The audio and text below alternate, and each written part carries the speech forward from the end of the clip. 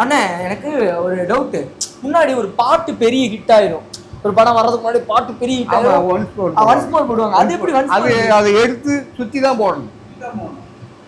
இதில் மாதிரிலாம் டக்கு டக்குன்னு போட்டுடலாம்.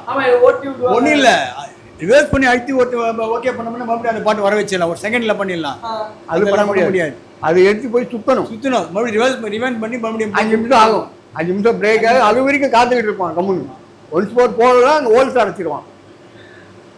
வெளியே உள்ளேருந்து ஹோல்ஸ் அடைச்சிடுவான்.